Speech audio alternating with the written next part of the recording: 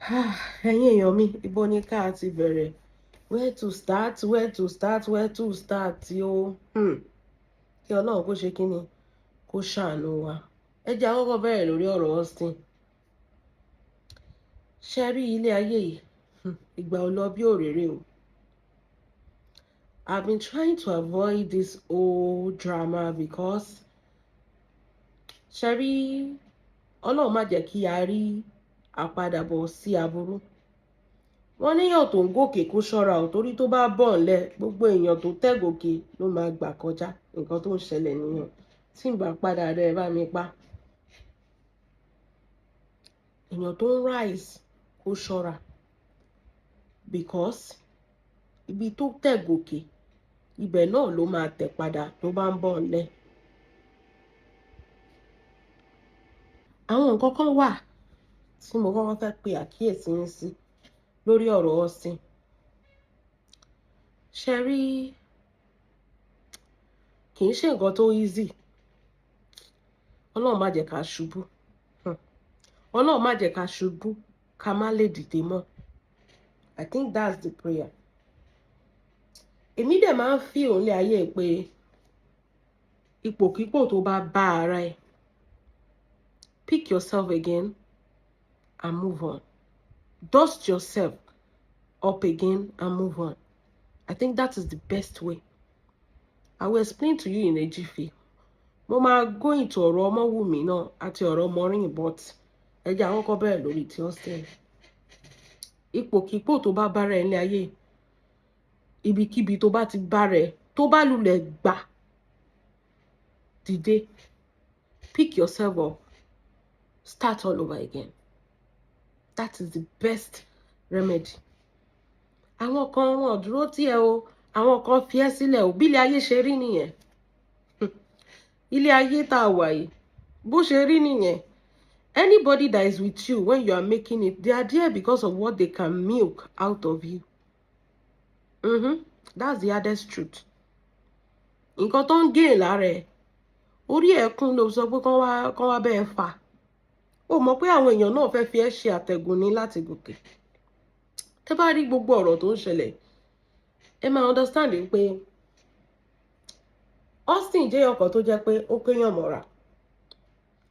And the problem tó wà ní ayé nìyẹn. Bẹ́ẹ̀ ṣe kóyàn mọ́ra tó, ọjọ́ tó bá ṣubú, ó ní rẹ́ anybody gbé ẹ̀ dìde. There was a time tó jẹ́ pé eégún ti ẹ̀ ń jó. Nísìnyí báyìí, ìrànlẹ́ eégún ti ẹ̀ ń wò. I'm not saying this to throw a shade at him, but I understand what he's going through.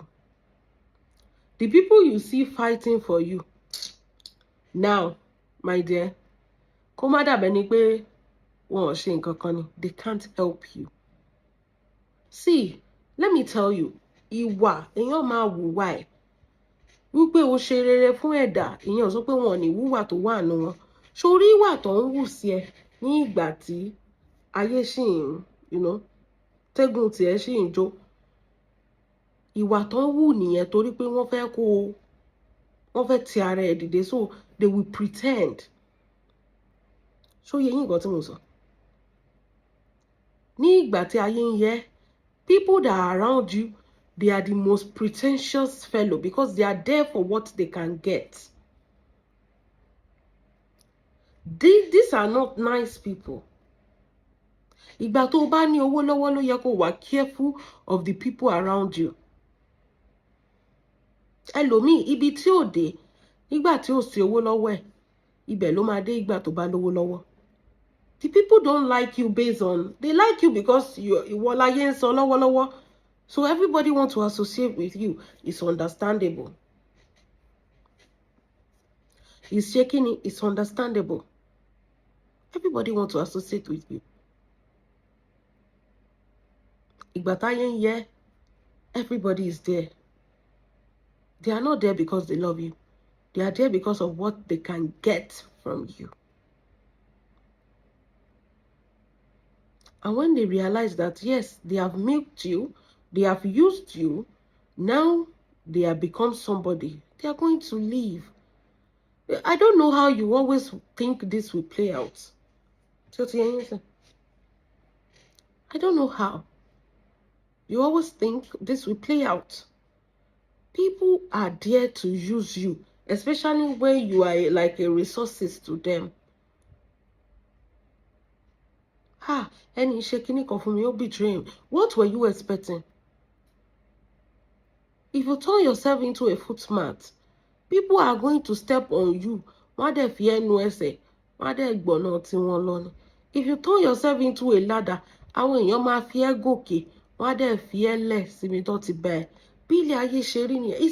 not like they are wicked. It's just the way it's just the way the world is. Surely the people surrounding you now, they can't even help you as well.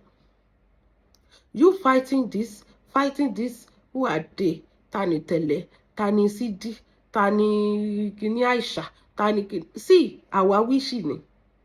If he didn't day, he didn't day. When he day, were you fighting? When he day, were you fighting? You know day again. And this, everybody understand that, is the frustration that comes with when you failed. It comes with failure. Gbogbo èèyàn ló máa mú lọ́tà. Nǹkan tó ti ń ṣe tẹ́lẹ̀ tó ti mọ̀ ọ́ ṣe. Now, kò jẹ́ fún ẹ mọ́. It's okay to be paranoid. Èèyàn báyìí ló ń ṣe ẹ́ torí pé ó dó èèyàn báyìí láyé ẹ̀ fi rí bẹ́ẹ̀ yẹn. Ìkan sọ pé torí pé ó gbá òun létí torí ẹ̀ ló ń ṣe ṣépè fún. Ìkan àwáwí ni gbogbo ẹ̀, my dear. Àsìkò tá a dá fún oníkálukú ọ̀tọ̀ọ̀tọ̀ ni. Àsìkò tó máa yẹ ẹ́ nìyẹn, ó dẹ̀ ti yẹ ẹ́. Àsìkò tó ń yẹ lòmíì ní í sìn. Ìgbà tó ń yẹ ẹ̀ yẹn, some people are clapping for you. Ìgbà tó ń yẹ lòmíì, clap for them as well. Move on. Do what you know how to do. Come back stronger. Instead of you're fighting this today, recruiting people to fight this tomorrow, fight ex-girlfriend, fight colleague, fight skinny, it's still going to do you more harm. Austin. Go with grace. And if you're not going, build yourself again with grace. This is not, your life is not a revenge plan because anybody told about it. Your life is literally your property. Ibiti life ever daily is the result of your bad decision you made concerning your life. Your life was never in the hands of any of those people. Itele or CD or Aisha or anybody. Your life was in your hands. And you failed yourself. And it's your fault. This goes to everybody. Okay. What is shubuni? Pick yourself again. But you know this revenge plot twist, you want to fight, some people use your glory, they shelf you, you know, these excuses of a thing, it's still not going to help you. Some people say they betray you. Who were they before? Who were they before Austin? Honestly, to be frank with you, I know you, but you're not. Oh, freak me now. Even Itele go freak me.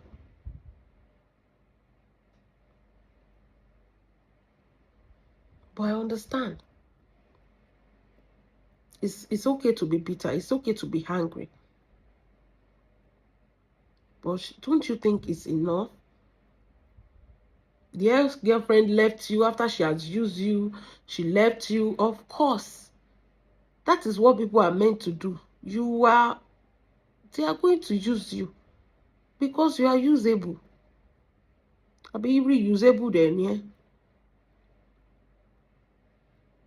The sweetest revenge is for you to climb on that horseback and ride like your life depends on it. Let them be like, who is their father? Give us a movie that will be like, okay, Baba boy. No, Tony. It's the father that fathered their father.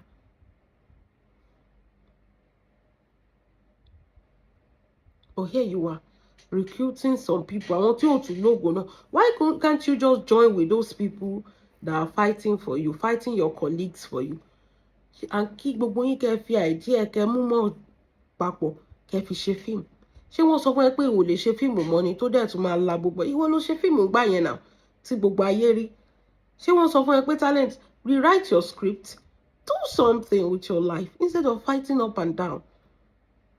See that your girlfriend ẹ̀dóra yín ẹ sọ pé ẹjọ́ gbé ni ẹ̀dóra yín òun sọ pé òun ò dó ẹ rí.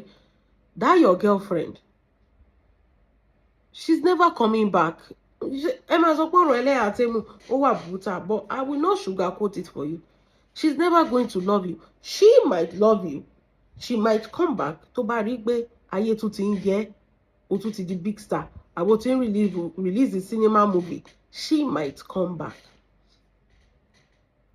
But right now tí ò sí nǹkan kan, she's not coming back. Èèyàn míì ló ń kàtàn ẹ̀ sókè gbàgbé gbójú bí ilé ayé ṣe rí nìyẹn. Ìwọ ti ka sókè ìgbà kan, èèyàn míì ló ń jẹṣẹ́ ẹ̀bẹ̀ ń sìn. Move on. Chase a check, never chase a bitch. Àbí báwo náà ṣe ń kọrin. Move on with your life. Life is full of ups and downs. Ó ti ní ìgbà kan wà ó ti wà lókè nísìnyí ó ti rébọ́. Ó yá, pick yourself up and go back up. That is the sweetest revenge.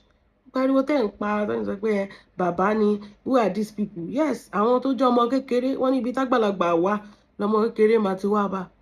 Àwọn tó jẹ́ ọmọ kékeré that they are nobody then, now they are somebody.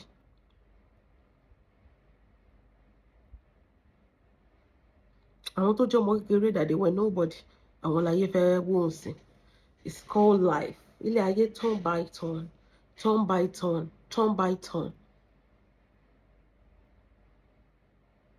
I wish you well. But this is the best thing you could ever hear.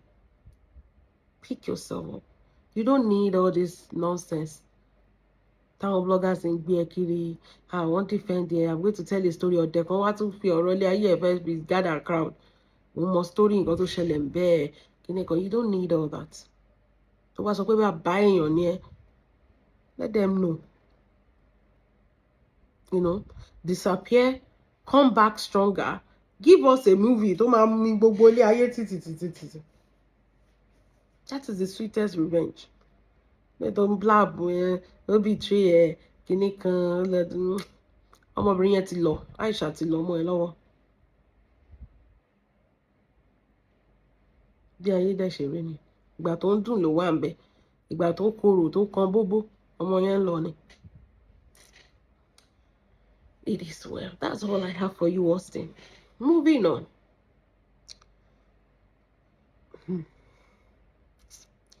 Kọ́lọ́ ṣàánú wa báyìí.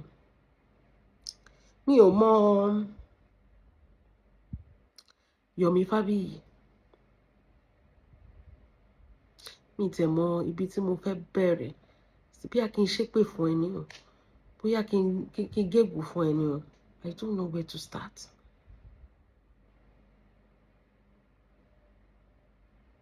Lẹ́yìn ìgbà tó o ti ṣorí ibú káàkiri. Bó o ṣì wà lórí ọ̀rọ̀ yìí náà, a ní orí ọ̀rọ̀ Wùmí lẹ máa kú sí o. Ẹ gbà bí mo ṣe sọ fún yín. Ọmọ tiẹ̀ wà ń bẹ̀. O ò tọ́jú ẹ̀ o. Ọmọ ọlọ́mọ. Torí pé wọ́n fún MP not lórí TikTok.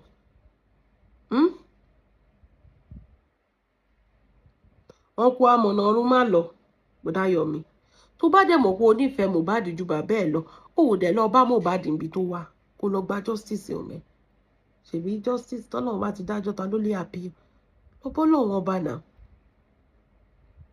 Ó jáde ń sìn, òun wọ́ tọ́lé wa lórí. Ó ní Wùmí is confirmed pé Wùmí ló pa Mohbad. Èmi ò tiẹ̀ lè jìnnà ṣọ́ọ̀ṣẹ̀ ẹ̀ sọ ni. But just give us an evidence. It's not about kéèyàn máa fẹ̀ fún un. And I don't even know why Wumi's team have not thrown this stupid man in jail. You know, kẹ́ ti gbé lọ sílé ẹjọ́. Kẹ́ ti máa bá ṣẹjọ́ bọ̀. Ẹjọ́ mélòó lọmọbìnrin yẹn fẹ́ báyọ̀ ṣe náà? Ọmọ ọlọ́mọ tó ṣì ń tọ́jú bébì. Ṣówó tó yẹ kó fi máa jẹun, owó díẹ̀ tó dá fún un. Tó máa fi ṣe business tó yẹ kó fi máa jẹun pẹ̀lú ọmọ ẹ̀. Ọlọ́ tó fẹ́ fi gbéyàn lọ ilé ẹjọ́. Èèyàn mélòó ló fẹ́ sùn? If you look at it very well, àgbà lawyer sanwó lawyer now, it's not free now. Èèyàn mélòó ni Wùmí fẹ́ sùn? Yomi jáde, ó tún sọ pé Wùmí ló pa Mohbad. Àmọ́ àti bọ́ sí 2026, Yomi. Ṣé bí eléyìí ni àìríṣẹ́ ṣe? Ẹ jọ̀ọ́ ẹ wáṣẹ́ fún Yomi. Ẹ̀yin tampan, ẹ fún Yomi níṣẹ́. Ẹ fi sísí nǹkan káyé ẹ má bàa bàjẹ́ tán. Ṣé ẹ̀dẹ̀ ó dẹ̀ ní ẹbí bó ṣe wà yẹn? Bàbá Mohbad wà ńbẹ̀, ìyá Mohbad wà ńbẹ̀, ìyàwó Mohbad, àbúrò Mohbad, family Mohbad kún ńbẹ̀. Yomi ló ń sá kiri Times Square tó ń wá justice for Mohbad. Ọjọ́ tó sọ fún mi pé ó wà ní Times Square, mo rò pé rọ́ ni. Ọ̀dìgbà tí mo débẹ̀ pé òótọ́ mà ni, ọmọkùnrin má wà ńbẹ̀.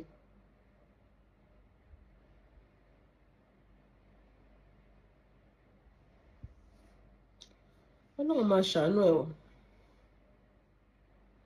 Because I don't know what to say about you.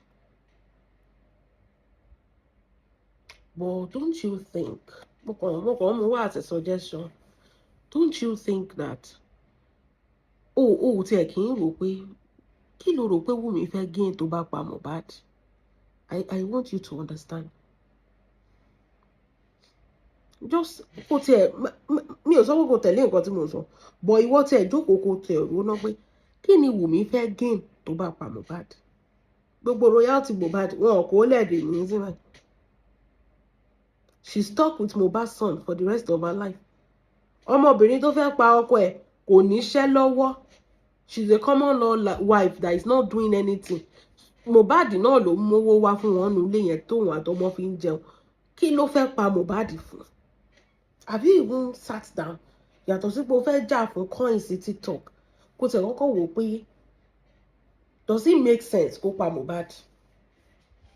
Ṣé ó fẹ́ máa kọrin tí Mohbad ń kọ ni? Kò ní business, kò ní iṣẹ́ kankan tó ń ṣe. Èèyàn tó tún wá fún ní oúnjẹ ló tún wá máa mú tó máa yanjú. Tí èèyàn bá wá Wùmí pa 15 people ló wà nílé yẹn jọ yẹn, wọn ò rí èèyàn kankan pa. Mohbad tó ń feed everybody nínú ilé yẹn náà náà wá pa.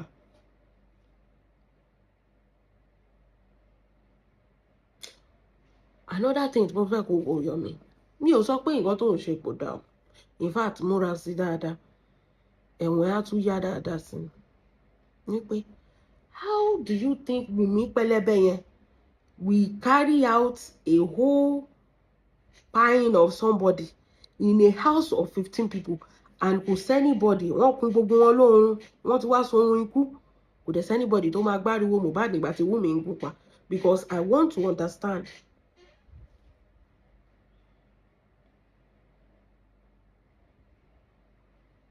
Wùmí dìde, ó mú railings, ó lọ sókè, ó gún Mohbad pa. 15 people wà nínú ilé. Àwọn ọkùnrin ò kì í sábà sùn lálẹ́, ṣe ṣámọ̀. Ó dẹ̀ gún pa, Mohbad ò dẹ̀ pariwo. Wọ́n dẹ̀ gún pa. Nọ́ọ̀sì dẹ̀ wá síbẹ̀, ó tún gún lábẹ́rẹ́. Gbogbo wọn wọ́n dẹ̀ cover sí yẹn. And 15 people dẹ̀ wà nínú ilé.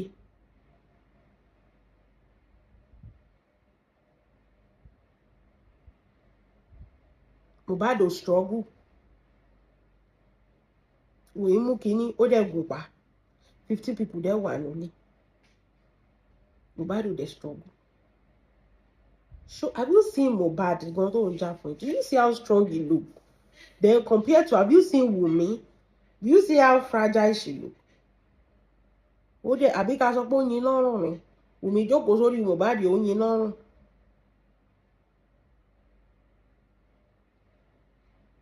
Kò dẹ̀ sẹ́nibody tó mọ̀. Wọ́n ti ṣe autopsy bíi méjì lórí òkú Mohbad. Kò dictate anything. Kò sẹ́nibody tó mọ̀. Ẹ ṣáà kó story. Wọ́n gún lọ́rùn ni, wọ́n ráṣọ ẹ̀jẹ̀ ni. Okay, mi gọ́sẹ̀ wẹ̀ fún yín story. Liam ló pa Mohbad. Bẹ́ẹ̀ni, òun ló gún lọ́rùn, òun ló fún lọ́rùn pa. Because if I don't understand, mo tiẹ̀ tún gbọ́n bí kan tó sọ pé Ìyábọ̀ Òjó ló pa Mohbad. Oh no, I heard it. Wọ́n ló wá sínú ilé wá pa Mohbad, ó wá kúrò ńbẹ̀. Just imagine. Àwọn kan sọ pé àdúrà àti Wùmí ló pa Mohbad. Ẹ̀dùn yẹn fún yín, bàbá Mohbad ló lọ sínú ilé yẹn tó lọ pa Mohbad. Torí ó dàbẹ̀ ní pé orí gbogbo yín ti fẹ́ dàrú. Ṣé ẹ̀kọ́ fẹ́ máa dá orí wa rú ni? Bukky ṣe àṣetì lórí justice for Mohbad. A ti dúpẹ́ lọ́wọ́ náà bó ṣe wá ló ṣe lọ. A dúpẹ́.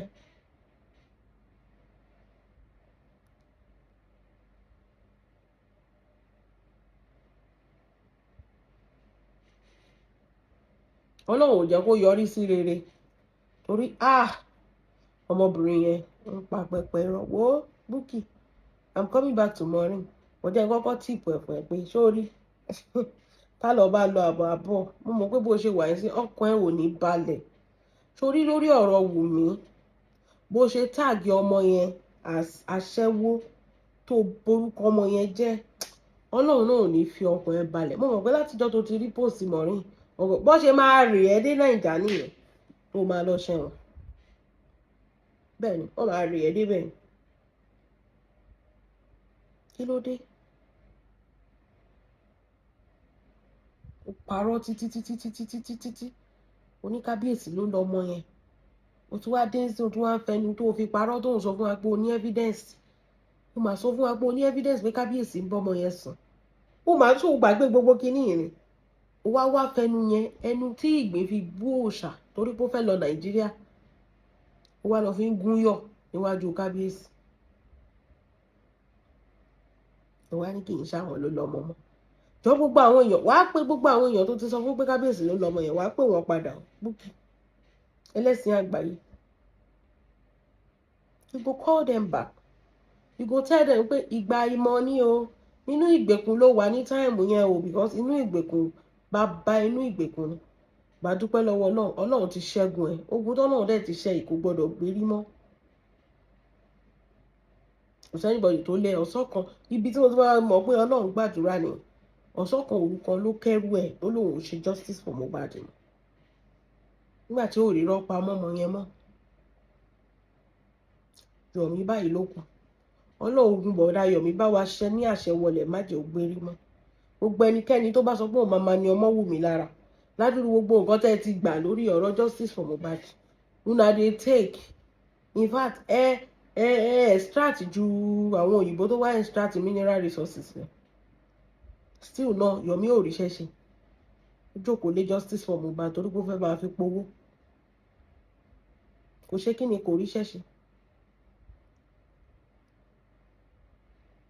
Kí ló dé? Kí lọmọdé ìtúnṣe fún un? Ẹ tún ti bẹ̀rẹ̀ another narrative. Wọ́n ṣe máa ń kúùkù caption yẹn. Tún ti bẹ̀rẹ̀ sí ń gbé kiri. Wùmí ló pa Mohbad. See, we've been there, we've done that, we are tired. We are not doing all this shit again. This thing is never going to happen. You know how many years we've been on this justice for Mohbad? After series of autopsy. Bí bàbá ṣe DNA, bàbá dòsí, òbò ní kó máa dó kiri. A ti dóbò dàrán bẹ́yẹn. Ó ń sá kiri ni wọ́n ń wá bàbá Mohbad. Òun ló ń dá ṣe mọ̀ pé òun ló ń dá DNA dúró sí. Òun ló ń dá DNA dúró. Kó ṣe DNA, wọ́n ti fún ní court order.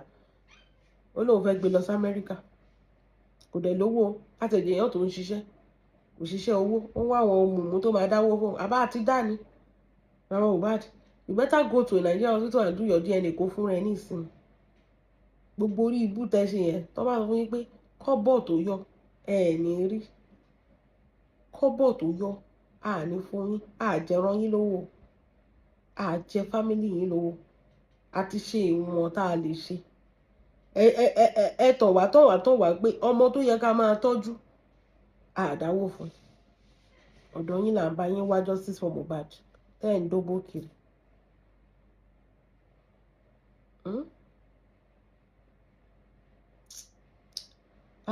Ọlọ́run. Gbogbo àwọn tó bá fẹ́ ní Wùmí lára Ọlọ́run bá máa bá wọn ní wọ́n lára. Kí ló dé? Ọkọ èèyàn kú lọ́kọ ọmọbìnrin kú ni. Ọkọ èèyàn ò kí ń kú lọ́kọ ọmọbìnrin. Kí lẹ fẹ́ pa á ní? Ṣé ẹ fẹ́ pa á ní? Who the law mójútó ọmọ tiẹ̀ kó fi wù mí lẹ̀. Nigerian government ló handle case yẹn. Ẹ dẹ̀ jẹ́ kó handle ẹ̀ now. Èwo tún láriwo ọ̀sán gangan yé Wùmí ló tún pa Mohbad. Wùmí ló pa Mohbad.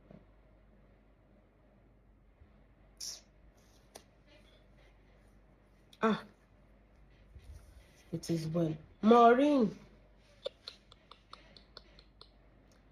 Sherry ọ̀rọ̀ Maureen. Mi ti ẹ̀fẹ́ sọ anything lé lórí. Because èmi wò pé kò sí nǹkan kan lórí ẹ̀jà. Sherry àwọn tó máa ń ṣe tó máa ń go to extreme ni ò kì í yé mi. Ẹ máa sọ nǹkan ẹ dẹ̀ mọ̀ pé defamation lẹ́ ń sọ yẹn. Ẹ nílò allegedly o. Ẹ dẹ̀ máa kúkú story against somebody.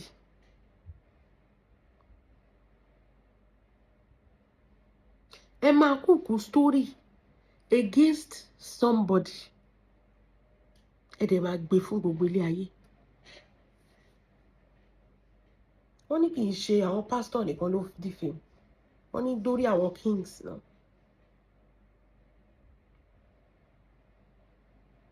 I'm trying to understand, like, so everything you said about those pastors, it's a lie. When you go make YouTube money, you kept on lying, creating false stories. You just want people to believe you. This is more than Oya Lobewan, say sorry and do an apology video and we'll release you. No, this is more than that. I can't believe for a fact that everything you used to accuse those pastors of, oh, near Yoko.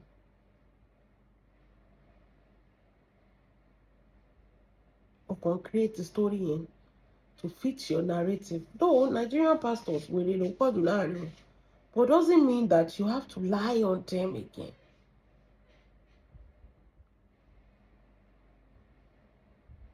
So everything you said about that man, oh, near Yoko. Oh my shit. So you sat down, you cook up a story to defame that man. And you let the parent we are woken, we are awake. And you are awake. Who is more dangerous between you and the Nigerian pastors? Who is more dangerous? Shame on you. I swear. What has that man done to deserve that from you?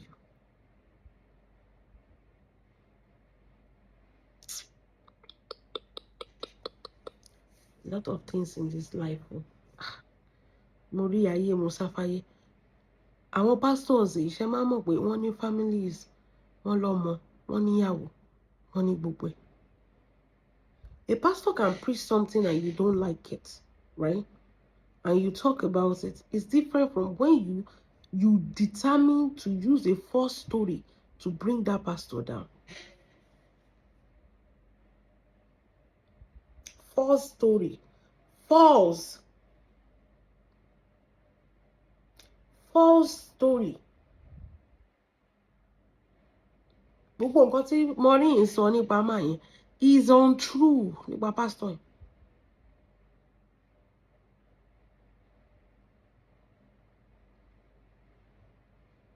Ní ẹ̀ ṣiṣẹ́ pastor. Àṣẹ ẹ̀kan ń parọ́ máwọn pastor ni. You are not even part of the solution. You are even part of the problem. Because you are lying on these innocent people. Just because you want to chase away people from them. You're lying on them.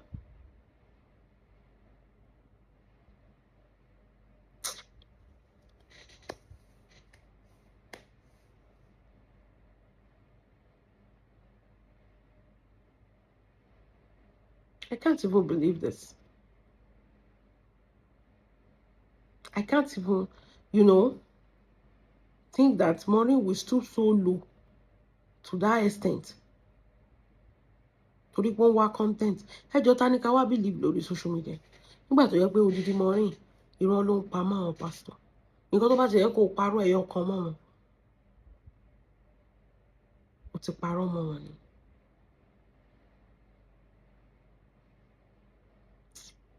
May the Lord have mercy on your shaking, on your soul. Ẹ̀yin èèyàn kò jẹ́ bó ṣe jẹ́. Ẹ jẹ́ mọ̀ nǹkan tẹ́ bá feel about this video. God bless you. Have a wonderful day. Bye.